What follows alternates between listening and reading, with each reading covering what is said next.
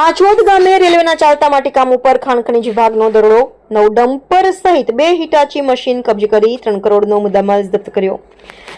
આમોદ તાલુકાના આછોદ ગામની સીમમાં રેલવેના કામમાં થતા માટી ખોદકામ ઉપર ખાણ ખનીજ વિભાગના અધિકારીઓએ દરોડા પાડી અંદાજિત રૂપિયા 3 કરોડના 9 ડમ્પર તથા 2 હિટાચી મશીન કબજે કરી કાયદેસરની કાર્યવાહી હાથ ધરતા આમોદ પંથકમાં માટી ચોરોમાં ફફડાટ વ્યાપી ગયો હતો। આમોદ તાલુકાના આછોદ ગામની સીમમાં રેલવેના કામ માટે માટી ખોદકામ ચાલી રહ્યું હતું, જે કામ માટે બશીર પટેલ નામના વ્યક્તિએ 10,000 મેટ્રિક ટનની પરવાનગી લીધી હોવાનું જાણવા મળ્યું હતું।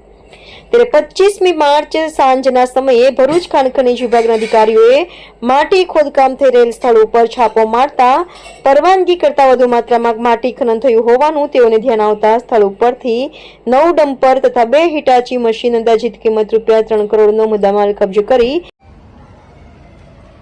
શું નામ છે સાહેબ આપનું?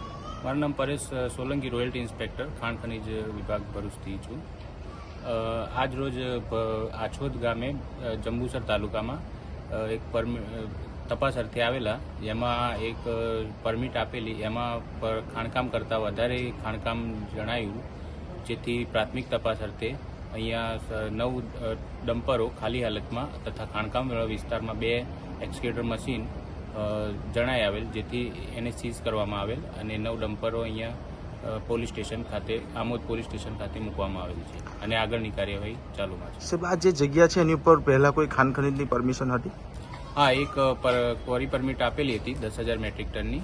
પટેલ, સોરી નામ જોવું પડશે, પણ એના નામે 10,000 મેટ્રિક ટનની પરમિટ આપેલી છે।